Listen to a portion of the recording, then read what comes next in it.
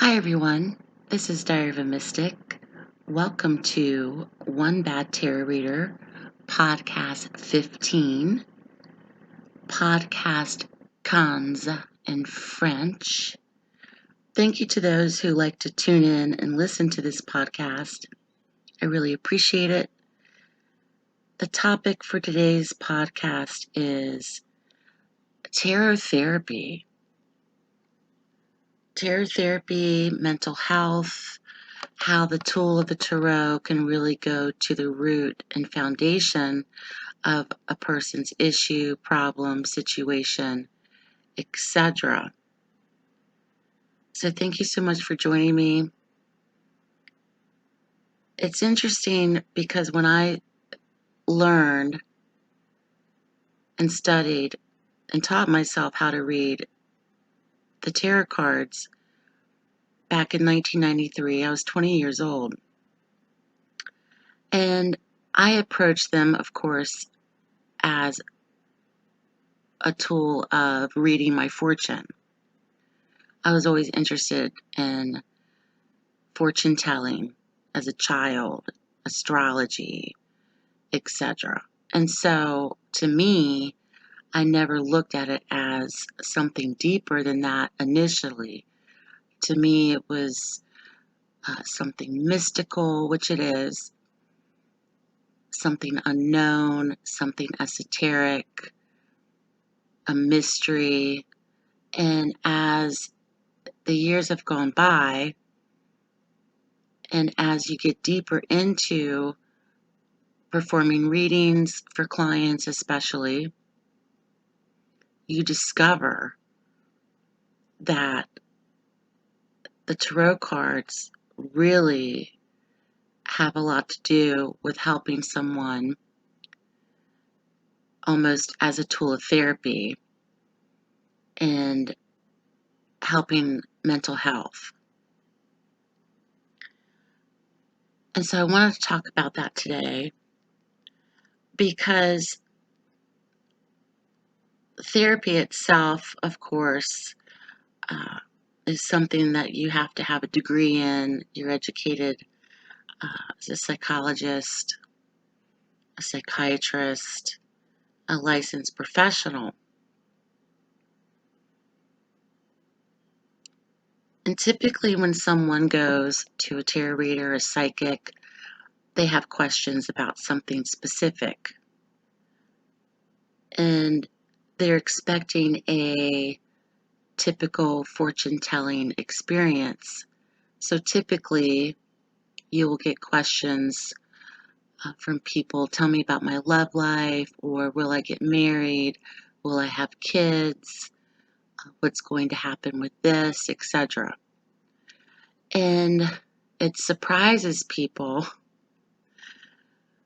when your reading becomes a therapy session.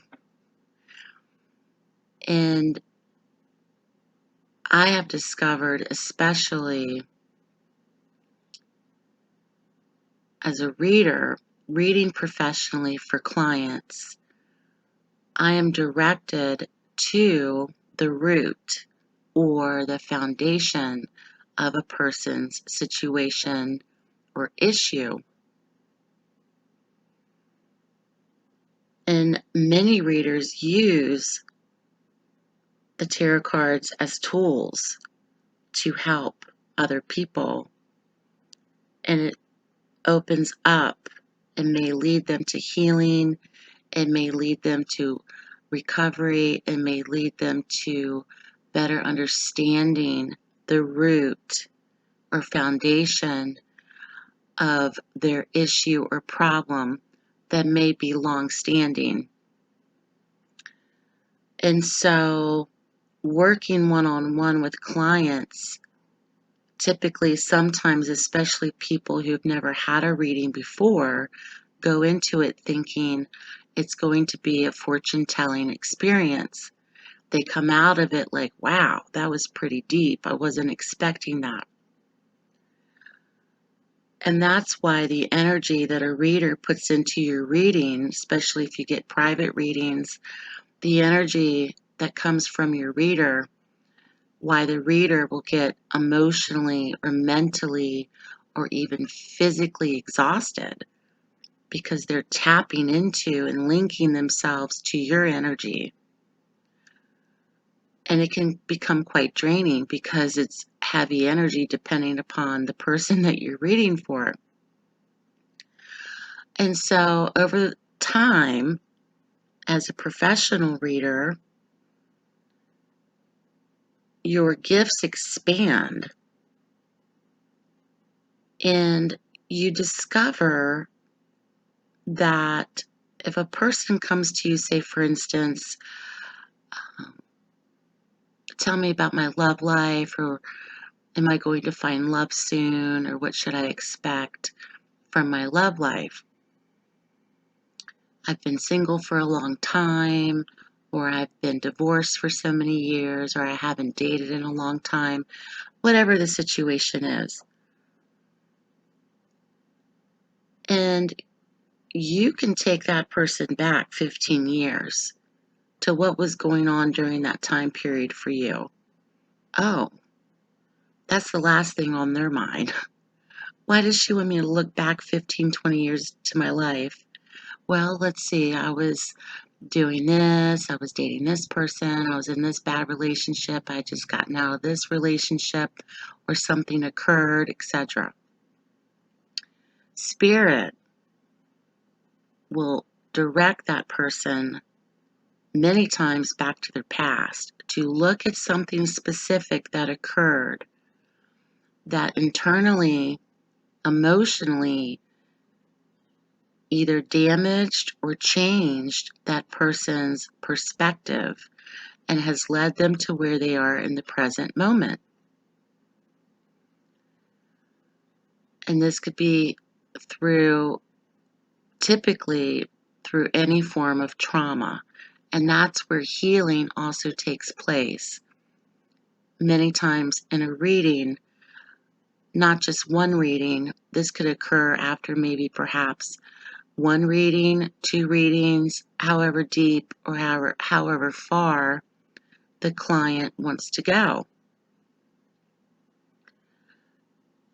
And I've discovered it will go so far that the client may even ask you, do you offer anything where I can go deeper into uncovering things for myself? And it depends upon the reader's limitations, it depends upon the reader's experience, and it also depends upon the reader's liability for themselves. So, for instance, I don't have a degree uh, in psychology. I'm not a licensed therapist. So, legally, I can't uh, guide someone through a typical therapy session. But tarot readings can be very therapeutic and can be very healing for the client. And so, when I was talking to a friend of mine the other day of having more local, I've been thinking about really getting into doing psychic fairs around my area and having the setup for that. So I'm thinking I need a table, I need chairs, I need a banner, I need signs, I need this, this, this. And then I thought to myself, oh, and I need a box of tissues to put on the table. And they're like, why do you need a box of tissues? I said, because sometimes you're doing readings, and this person isn't a reader, so they don't know what I'm talking about.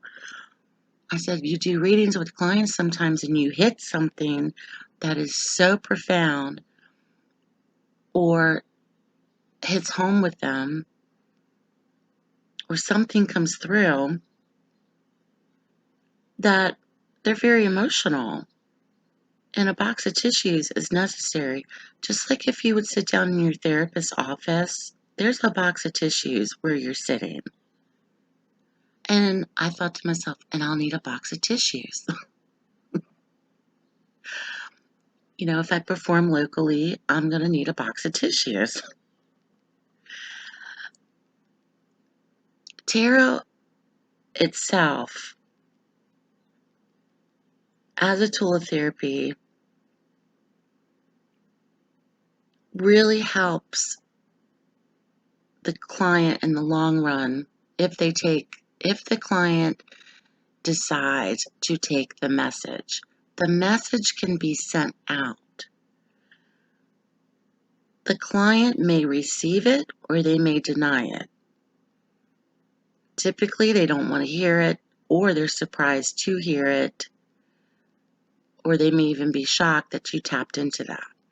So I've had experiences where I've gone back, I've picked up on things that happened to a person when they were children, in their teenage years, their early 20s, that has taken to them to the point to where they are now. And this could be in many situations that they're inquiring about, but Spirit will direct me to something that occurred. Many times it's something that was life-changing, life-altering, and many times quite traumatic for that client. So you could be sitting down and wanting to know about your career choices, your career options, and that may come up also in the reading, but also Spirit will guide or direct me many times. A Spirit has a way of doing with readers, of wanting to show the client this is an area that needs to be looked at, or this is an area that needs to be focused on. And a lot of people are not wanting to go there. It's hard work. It's hard work to move through or work through trauma. It's hard work to move through or work through shadow work. It's hard to really sit with yourself and take a good look at why things are happening the way they're happening now for that person, and looking back at when the moment occurred. So Spirit will direct you to the root or foundation. And it's a connection that is very solidified with healing and raising your vibration. So let's say, for instance, Melinda comes to me for a reading, wants to know about her love life, has been single for 10 years. I'm doing a reading and I pick up on something that occurred. What happened to you when you were 23? I had a horrible, abusive boyfriend back then. So, and now let's say, for instance, Melinda, it's been 10 years and she hasn't had much success with love or relationships. Spirit is wanting her to look back at that moment in her life, and that's when the healing process begins. It depends upon if the person is willing to receive that message. Many people don't want to face it. They don't want to work through it. They don't want to look at it. And I don't try to push the issue. Of course, when people seek out a professional such as a therapist, they're wanting to work through their stuff. They're wanting to better understand themselves. They're wanting to heal. They're wanting to talk about the, crazy stuff they went through in order to come out on the other side. And so tarot as a tool of therapy can help move that person through it. Pick up the play phone. But it's up to them in terms of, are they willing to move through it? And so I try to not push the issue if I see something, and I will give the message because I'm just the messenger. I'm channeling. It's coming through me. But I will never try to force someone to look at their issues. Don't you understand? You need to look at this. And I also try not to give girlfriend advice. And so there's a real delicate fine line with that in terms of how you approach the person, deliver the message. Are they willing to look at it? It's up to them. But it can be very therapeutic for the client who is coming to a reader. Let's say if they're having difficulties in their marriage, if they're looking at the possibilities of divorce, if, say, perhaps they're in a relationship where a person has ghosted them, or they're in uh, a, a toxic, messy situation where, uh, they're fooling around with a married man. When is he going to leave her? Blah, blah, blah. And it's kind of like, it's really not about when is he going to leave her. It's kind of like, when are you going to start to have when are you going to start to have some gumption and self-esteem for yourself? Spirit will redirect that person. And tarot as a tool of therapy is quite fascinating because typically tarot readers are way cheaper than going to a therapist. It's a little exciting. It depends upon your connection with your reader as well. And I treat every reading as if it's a therapy session. I'm very, very confidential with my clients. I don't even speak about my readings with other people. I don't speak about my readings with other people. I keep things very close to my hip. And of all the readings that I've done, I've seen some really dark, deep things that people have shared with me, and I keep those things close to my hip. And so you have to have that level of integrity as well when you perform and deliver readings. And typically, people who have never had a reading before will treat it as a fortune telling psychic drive through experience. And they're surprised many times when they come out on the other side of it and they're like, whoa, I was not expecting that. And so, and I've also realized as well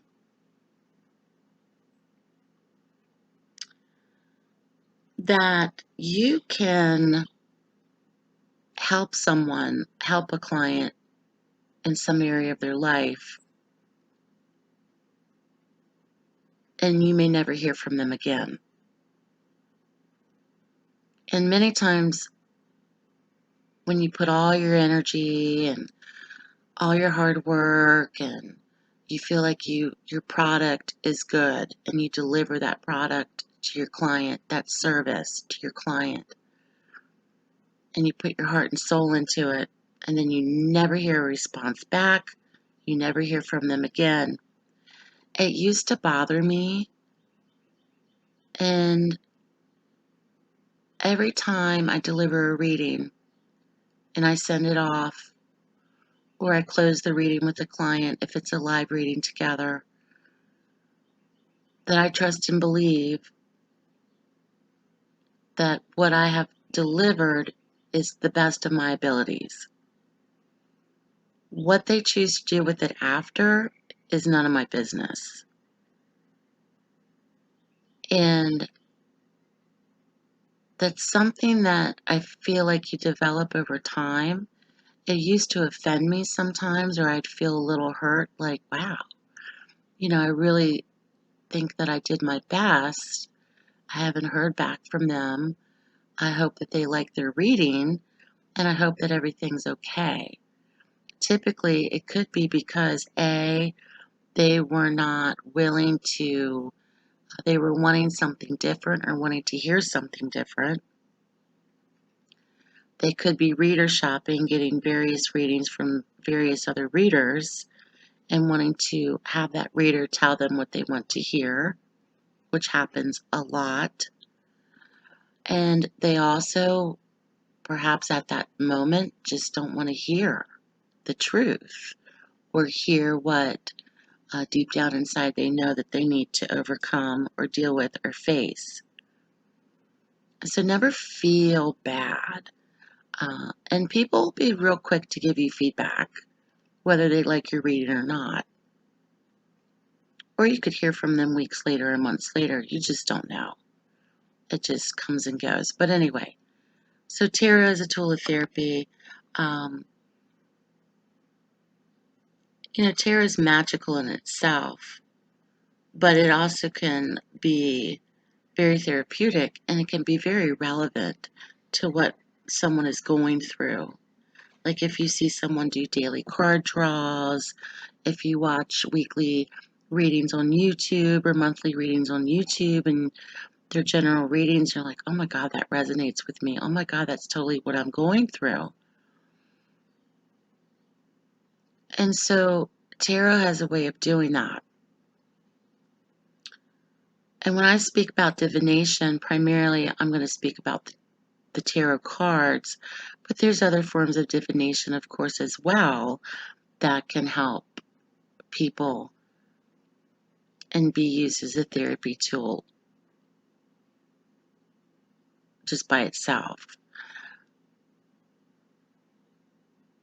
So having a box of tissues, I'm like, oh my God, I need a box of tissues at the table. I mean, I basically have 2 chairs, a table, and just a box of tissues. Not that I make clients cry all the time. I don't. But it gets emotional. It can be a very intense emotional experience.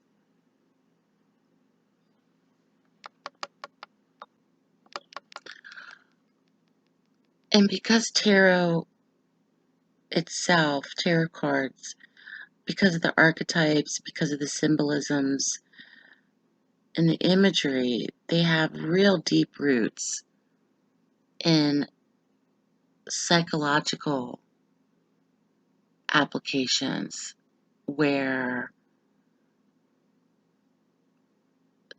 the symbolisms themselves will jumpstart your intuitive mind, and you identify with them, with uh, court cards, with you know things that come up, the types of spreads that you do, what you lay out, and the next thing you know, uh, you're looking at a reading and you're like, oh wow, so this is going on, and what's happening in the past, what's happening in the present, and what's going forward in the future. And so, because of that, they're universal. And when you see things laid out in a tarot reading, and you can look at what's been going on or what's happening presently, and then looking ahead with the potential possibilities of the future outcome. And I always say potential because things can change dependent upon that person's choices, or other people's choices as well. Nothing's ever laid out or set in stone, but I do, and I've talked about this before on other podcasts, I do believe in destiny, but I also believe that people make choices, of course, every day. So anything can change. But because the tarot is such a visual tool, it's all about the visual, it's all about the symbolisms, it's all about the imagery, it's all about the uh, subconscious. It's tapping into your own interpretation as well. One reader may look at the Justice card and see something, and another reader may look at the same card and see something else. So it's very dependent upon the reader. Not every reader, of course, reads the same.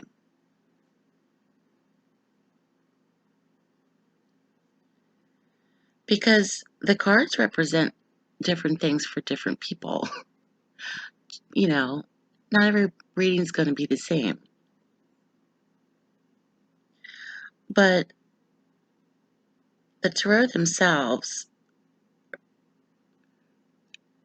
as a tool can be very therapeutic, and it also, of course, can be very helpful if you're stressed out, if you're worried, you sit down and do a reading, and you can have a clearer picture of what's going on. And so, of course, people don't come to you for readings because everything's great in their life. They come to you for readings because they're worried, they're anxious, they have questions, they're uncertain, they can't trust their own intuitive guidance, they're confused. They need a clearer picture of what's happening.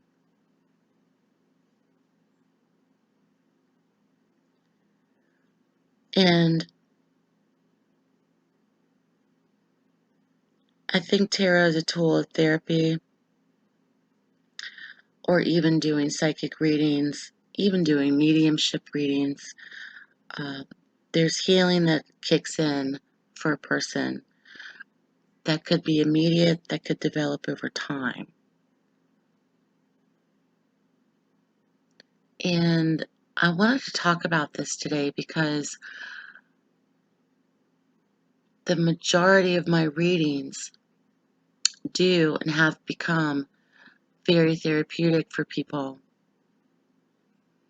And when I first started reading the tarot and teaching myself the tarot in 1993, I never looked at it like that for myself. I would teach myself and read for myself because I had my own insecurities, I had my own questions, and I needed validation, or I wanted to see how something was going to work out.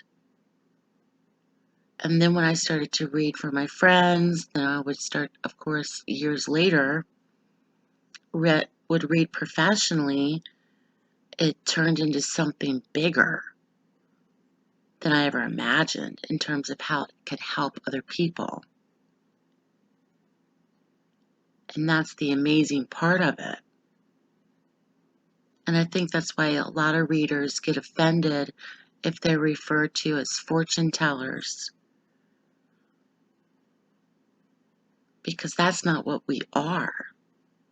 Fortune telling, you think of, the man or the woman with uh, the big turban, like the Wizard of Oz in his gypsy wagon,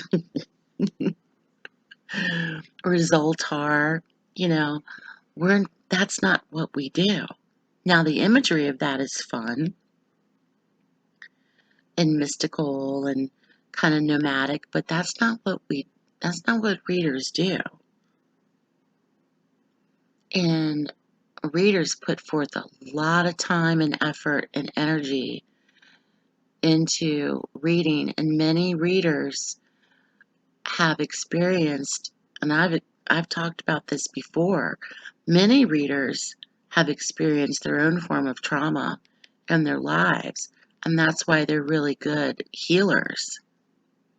And so the readers are also healers at the same time. And so it's ever changing, it's ever evolving. And tarot is a tool of therapy. Uh, it's not something that uh, I take it very serious, but I also don't. I take, and I'll say this: I take it very serious, but I respect it. Like, I respect the art of the tarot because it is like an art form. It's an art form. The art of the tarot, it's very much an art form in many different aspects, and because now we have so many different tarot decks on the market and so many different options now than we did 20 years ago, that it's amazing. And there's some decks that you gel with and there's some decks that you don't, but that's another podcast. I could go on and on about that. But anyway, so Box of Tissues, this is podcast number 15, One Bad Tarot Reader. Thank you so much for tuning in. I hope you enjoyed this podcast. It's a little low key this time. Leave me your thoughts or opinions below. And if you have any ideas for future podcasts, please feel free to request or offer any suggestions. Thank you so much for tuning in. Stay safe out there, stay blessed, and I'll speak to you soon.